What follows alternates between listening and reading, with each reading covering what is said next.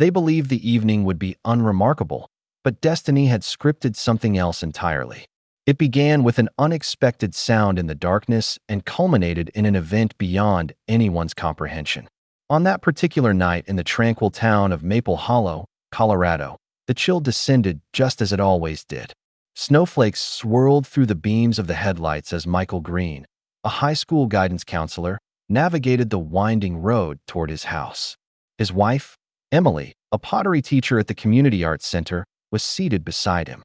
A profound silence filled the car, not one born of boredom or inattention, but one steeped in old hurts, unasked questions, and truths too agonizing to voice. They were returning from a small dinner gathering at a colleague's home. The evening had been perfectly agreeable, with warm cuisine, mellow jazz in the background, and polite chuckles over shared anecdotes. This lasted until the inevitable question was posed. So, any news on the baby front? It was delivered casually, with a kind smile and no intent to cause pain, yet its impact was instantaneous. Michael had managed a light laugh, deflecting with his standard reply, "We're thinking of starting with a dog first." The remark was met with laughter, and the topic shifted, but the old wound had been torn open anew. The reality was a burden they had shouldered for years, even before they were married. It was a story of doctors, diagnoses, difficult choices, and phrases like unexplained infertility and low success rate. A harsh truth that was simpler to conceal than to articulate. Michael stole a glance at Emily. Her face was angled toward the window, her gaze vacant, reflecting the passing blur of snow-dusted streetlights. She had not uttered a single word from the moment they entered the car. As they drove onto their own street, the quietness intensified, feeling less like silence and more like a held breath, a sense of anticipation. The tires made a soft crunching sound on the fresh layer of snow. When Michael guided the car into their driveway, the streetlights above them flickered, casting elongated shadows across their tidy front lawn. Everything appeared as it always did, peaceful, still, and untouched. Yet, something felt distinctly different. Emily began to move slowly, her hand going to her seatbelt. Just before she could unbuckle it, she froze, her brow creased in concern. "Did you hear that?" she inquired, her voice just above a whisper. Michael, who was already partway out of the car, paused. "Hear what?" She raised a hand, her eyes intently scanning the darkness beyond their windshield. "Shoo, just listen." In that moment, they both perceived it, a weak, trembling whimper. Initially, it was so faint it could have been the wind whistling through a small crack in a window pane. But then it came again, a quiet, mournful sound originating from somewhere near the side of their house. Michael turned back, shutting his car door with a soft click. They moved with caution into the cold, tracing the sound toward the alley that bordered their property. The air there felt sharper, carrying the smells of wet leaves, old garbage, and something else, something living. He took out his phone, activating its flashlight. The focused beam cut through the gloom, illuminating a line of trash bins and a few strewn bags. Finally, the light settled upon a shape. Huddled between two bins was a German shepherd. The dog appeared frail, its ribs showing starkly against its matted fur. One of its forelegs was positioned at an unnatural angle. Its amber eyes, wide with fear, shone in the beam. Yet, it did not snarl or bark, it simply stared. "Oh, you poor thing," Emily murmured, slowly crouching down. "Be careful," Michael cautioned. It could be aggressive. But she did not retreat. Her voice grew softer, filled with a blend of instinct and empathy. "No, he's just terrified." Emily advanced with deliberate slowness, as if any sudden movement might frighten the fragile animal. The dog remained still, but its wide, moist eyes followed her every move, as if expecting the worst.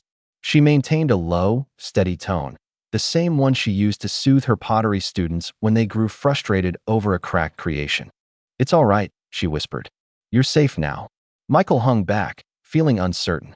While he didn't distrust the dog, he wasn't ready to trust it either. He knew that fear in an animal could quickly escalate. "Let me try something," he offered, turning to jog back to the car. He returned a moment later with a foil-wrapped piece of sausage from the dinner party. Crouching down, he carefully unwrapped it. The dog's ears twitched as it sniffed the air. Its hunger began to override its fear. With tentative steps, It moved forward and gently took the food from Michael's offered hand. Nothing was said, but in that shared moment, an unspoken understanding passed between the three of them. This felt like more than a simple act of kindness. It seemed to be the start of something they could not yet define. Inside the house, Emily arranged an old fleece blanket near the fireplace. Michael brought a bowl of water and another filled with leftover rice and chicken. The dog, now settled on the blanket, did not shut his eyes. His body was taut and vigilant. His ears twitched at every creak of the floorboards and the sound of every car passing outside. Emily sat on the floor a few feet away, observing him. "We ought to give him a name," she said quietly, mostly to herself. Michael looked over from the kitchen. "Rusty. Let's call him Rusty." Outside, the wind whipped through the trees, but indoors, the fire cast a soft, constant glow. And for the first time in a very long while, a new presence filled their home. A broken dog that somehow made the silence feel less empty. Deep in the night, Emily was roused from her sleep. At first, the sound was barely perceptible, just a faint noise quieter than the ticking of the clock on the wall. Then she heard it again, a soft scraping sound, like nails on the hardwood floor. She sat up, her eyes slowly adjusting to the dark room. "Michael," she whispered, gently nudging his shoulder. "He's pacing." Michael groaned softly, still half asleep. "The dog," Emily confirmed, already sliding her feet into her slippers. "Something is wrong."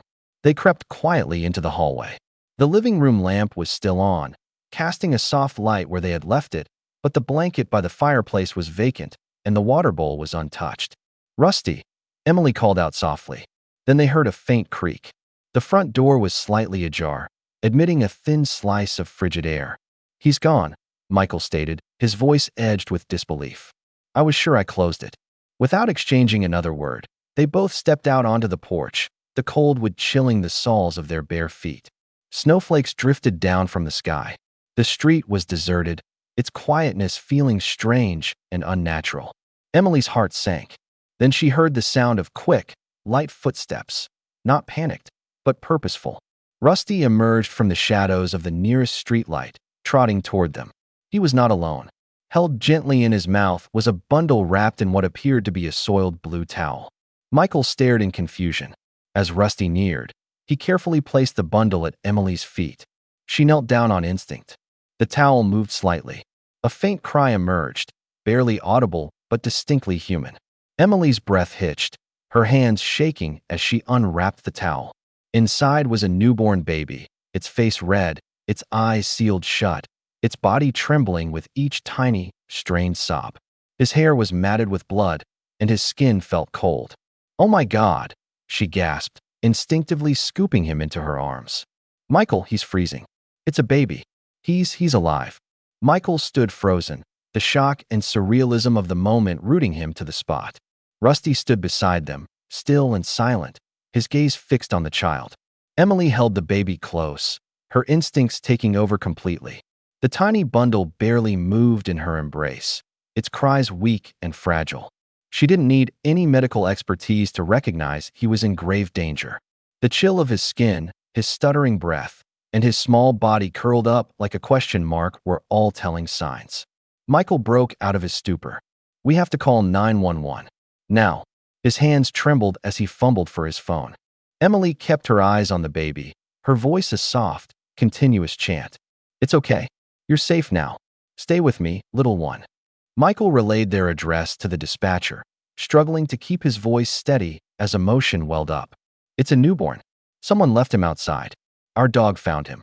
Saying the words aloud did not make the situation feel any more real.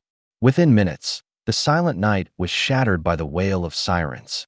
Flashing red and blue lights illuminated the snow-dusted yard as an ambulance arrived at the curb, followed by a police car.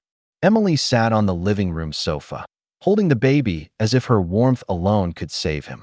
A paramedic knelt in front of her. "You did the right thing," he said kindly. "We'll take him from here." Reluctantly, Emily passed the baby to him, her arms immediately feeling the ache of his absence. Michael did his best to explain the sequence of events to the officer, how the dog had appeared, left, and then returned with the baby. The officer looked at Rusty, who was now lying by the fireplace, his posture tense but composed. his eyes following every move the paramedics made. He hasn't taken his eyes off the baby since, Emily added in a low voice. The officer knelt next to Rusty. Some protector you've got there. Rusty didn't acknowledge the praise. He just continued to watch. No one had any answers, only questions that filled the room like a dense fog. Amidst all the uncertainty, one thing was undeniable. This baby was not meant to be found. Yet, against all logic and in the face of darkness, he had been discovered by a dog who had every reason to distrust humans but chose not to. The following days were a blur. The baby, now stable and warm in the county hospital's neonatal unit, was identified as infant boy Doe. He had no name, no birth certificate, and no known family. The investigation, however, progressed rapidly. By the third day, the police had a lead from a local clinic. A young woman had visited the previous week complaining of abdominal pain, but had refused a thorough examination. A neighbor had also expressed concern, noting that the woman had been visibly pregnant but suddenly was not. She had remained secretive and more withdrawn than usual. Her name was Lena Ramirez, a 25-year-old single mother of 2 small children who worked the night shift at a warehouse. She had no husband, no consistent partner, and no one to rely on for support. When detectives brought her in for questioning, she didn't deny her actions or try to make excuses. "I didn't know what else to do," she confessed, her voice barely a whisper. "I couldn't afford another baby. I can hardly manage with the 2 I have." She had concealed the pregnancy from everyone, her family, her colleagues, and even the children she put to bed each night. When she went into labor prematurely, she gave birth alone in her apartment bathroom.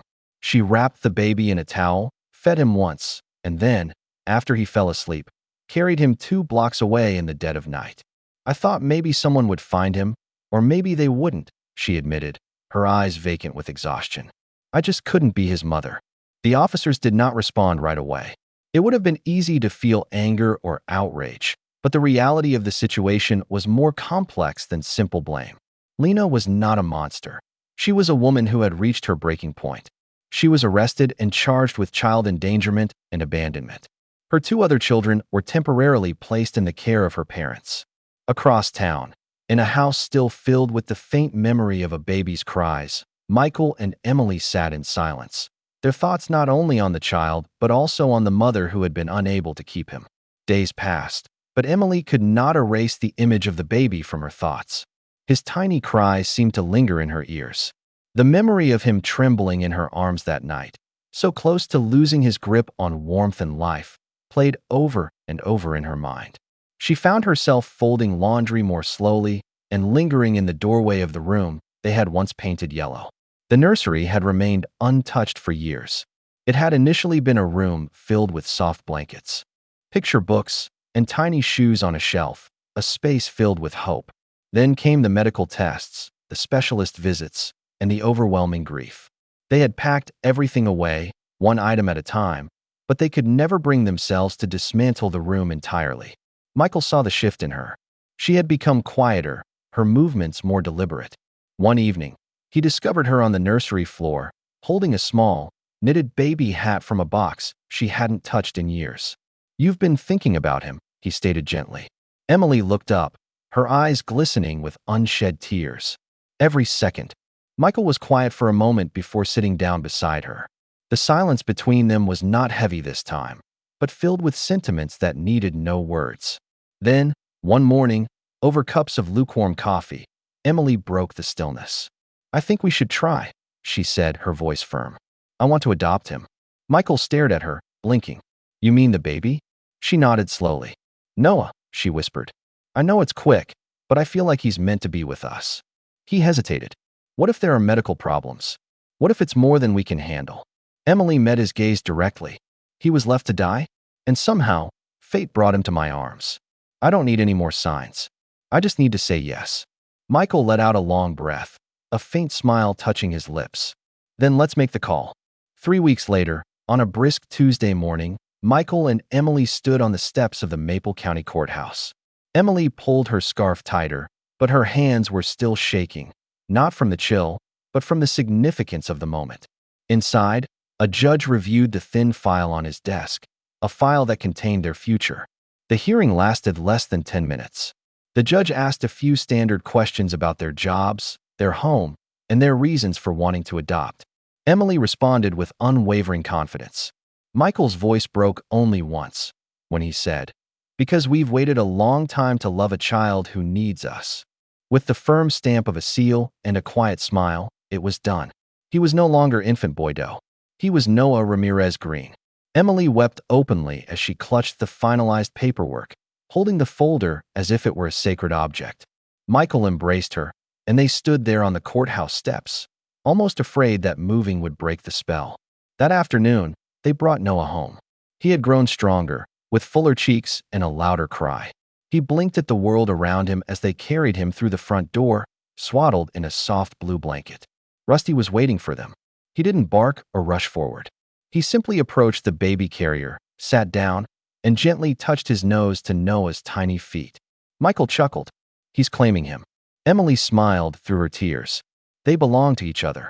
That evening, they lit a single candle on the mantelpiece, placing a new photograph beside it. The three of them, together under a clear winter sky. Above the fireplace, they hung a simple wooden plaque that read, "Rusty, Guardian of Miracles." The house was no longer silent. It was now filled with the sounds of soft cries, late-night feedings, and the gentle rhythm of a long-awaited hope finally coming home. Weeks later, on a peaceful evening touched by the coolness of early spring, Michael and Emily sat on their porch swing. Emily held Noah, who was asleep in her arms, his small chest rising and falling rhythmically. Rusty was curled up at their feet, his head on his paws, his eyes closed but his ears still attentive, ever listening. The stars overhead were bright and constant, as if they had been watching over them all along. "Do you ever think," Emily began in a whisper, "how none of this would have happened if we hadn't gone to that dinner?" Michael smiled faintly. "Or if I hadn't made that silly joke about getting a dog." They shared a quiet laugh, the kind that only comes after pain has given way to healing and you've found something precious to hold on to. Rusty stirred slightly, as if he understood their words. They didn't have all the answers and knew they never would. But in the strange, painful, and beautiful way their lives had unfolded, this family had been built not on blood, but on grace.